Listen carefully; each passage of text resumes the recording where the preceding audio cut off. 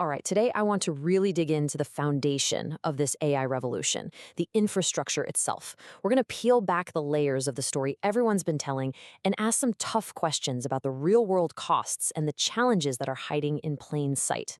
We've all heard this, haven't we? It's repeated like a mantra by the leader of the company that's right at the heart of this AI hardware boom. And, it fuels this incredibly powerful narrative of a technological miracle with a future that just never ends. That story has created one of the most incredible market runs any of us have ever witnessed. But my job isn't to get swept up in stories, no matter how good they sound. My job is to look right through them, to ask the uncomfortable questions. What does it actually take to turn all these digital promises into a physical reality? So let's get into it. But first, the mandatory part. Please keep in mind that this analysis is purely for informational purposes. It is not and should not be taken as investment advice. Okay, look, let's be fair. The consensus view on the market leader here, Nvidia, it's incredibly strong for a reason. I mean, the financial results have been nothing short of breathtaking. The sell-side analysts, the folks at the big banks, they keep putting out these earnings targets, and the company just sails right past them every single time. And honestly, when you look at the valuation, the multiples, they don't even seem that crazy for a company growing this fast. You put all these pieces together, and it's incredibly easy to see why the market is so captivated. If you just draw a straight line from here, the potential upside feels almost infinite. It's a story that's just really easy to believe in, especially when you think about it. The performance over the last 5 years has been a miracle. Simple as that. And that right there is the problem. It's the crux of the whole issue. This expectation of one miracle after another creates a really dangerous kind of certainty. And it's precisely that certainty that forces me as a portfolio manager to look deeper, to get past the headlines and the promises, and to really rigorously examine the foundation that all this growth is supposedly built on. And the first major crack I see is how the market thinks about this company. It's seen as a pure tech player, and while the products are, of course, cutting-edge tech, the growth story is now deeply, and I mean deeply, tied to the constraints of the physical world. You have to understand there are two fundamentally different ways a business grows. On one side, you've got a pure tech business, something like a search engine. It scales with almost zero friction. Billions of new searches don't require billions of dollars in new physical plants. But AI infrastructure, that is a whole different animal. It's a friction-heavy model, and it's tied to the unforgiving laws of physics and logistics. This is where the digital dream slams into a physical wall. To build these data centers at the speed everyone wants, you need a staggering amount of electricity from power grids that are already creaking under the strain. We're hearing about shortages of everything: transformers, even the specialized submarine cables you need to connect continents. You've got to buy the land, get the permits, navigate all the environmental laws. And this is a big one. When you try to build outside the US, you hit these incredibly complex, politically charged issues around data sovereignty. These aren't just little speed bumps, they are massive, expensive, time-sucking hurdles to growth. So here's the question we all have to ask ourselves. Is the market pricing this company with the valuation of an infinitely scalable software business, when in reality it's starting to look a lot more like a company facing the brutal, cyclical economics of a global infrastructure project? I think the market is mischaracterizing this risk in a very significant way. Okay, so you have all these physical constraints, and that leads you to the next logical question. What about the business model itself? All that friction in the real world puts pressure on the system, and that brings the company's economics into really sharp focus. Specifically, are these unbelievably high profit margins we're seeing sustainable, or are they a temporary phenomenon? Now, the story they want you to believe is that this is a permanent new reality, a world of infinite demand and structurally high profits for the one key supplier.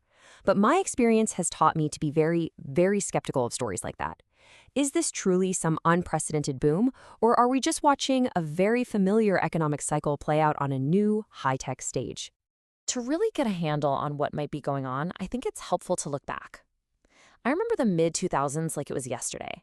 China was building out its infrastructure on a massive scale, and it created this super cycle for commodities like steel and iron ore. The pattern is a classic, and it's worth walking through. First, you get a huge, unexpected shock to demand. For China, it was building cities from scratch. Today, it's the entire world building AI data centers. Second, that shock leads to immediate scarcity. There's just not enough supply to go around. Third, this imbalance gives the suppliers all the pricing power. Prices and profit margins just explode to historic highs. But And this is the part everyone forgets. Those huge profits are a giant flashing sign to the market. They scream, build more capacity. And, eventually, inevitably, supply catches up, the scarcity vanishes, and those super profits come back down to earth. And this really gets to the heart of it. Now, obviously, a GPU is a million times more complex than a ton of steel. I get that. But the fundamental laws of supply and demand, they're universal. Margins that are born from a temporary scarcity are by their very nature not permanent. They are cyclical. They are not structural. Which brings us to the last point on the business model, the competitive moat. Everyone talks about the company's CUDA software as this unbreachable wall. But let's be honest. Unlike the powerful network effects of a MasterCard or a Meta, moats that have been under constant attack for decades and have proven they can last, this software moat hasn't really faced a true all-out assault from rivals who have unlimited money to spend. It's a powerful theory for sure, but it's not yet a battle-proven fact. So you put it all together. You've got physical world friction and the cyclical nature of these scarcity-level profits. What happens? Well, the ecosystem doesn't just sit there. It responds. The biggest customers, the cloud giants, spending billions and billions on this hardware, they're not standing still. They're smart, and they're making huge strategic moves to cut their costs and, most importantly, their reliance on a single supplier. Let's start with Google. They are the most direct threat through something we call vertical integration, controlling the whole stack from top to bottom. And the fact that their latest, most powerful model, Gemini, was trained entirely on their own custom TPU chips, that is an absolute game changer. It's not a theory, it is proof, clear as day, that a viable, top-tier, in-house alternative now exists at scale. And then you've got Microsoft. For the longest time, the market saw their partnership with OpenAI as this exclusive monster that locked them into one path. Well, that's clearly changing. What we're seeing now is what I'd call a friendly divorce. Microsoft is strategically pivoting to become much more independent. What Microsoft's leadership is doing now is incredibly shrewd. They're shaping a whole new narrative. It's not about being tied to one partner anymore. The new focus is on a multimodal world, where Microsoft is the platform, the AI agent that lets you use any model you want from anyone. It's a huge strategic shift from being a dependent partner to being an agnostic platform, which, by the way, looks a lot more like Amazon's cloud strategy. So this table sums it all up, really. You're seeing the market shift right before our eyes, from an era that was defined by the dominance of one supplier to a much more balanced, much more complex ecosystem. Each of the big cloud players is carving out its own unique path to make sure it's in control of its own destiny.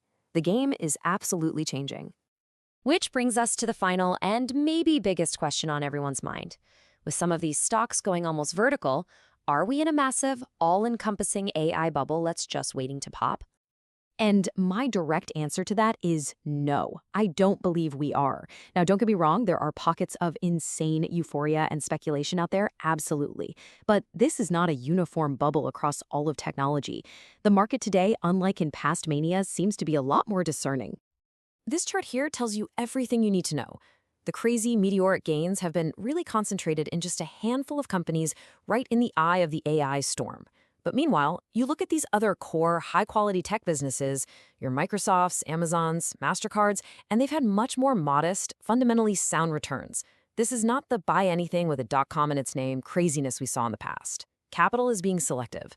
So the critical takeaway from an investment standpoint is that a durable strategy has to look at the whole ecosystem, not just the one company selling the picks and shovels in this gold rush.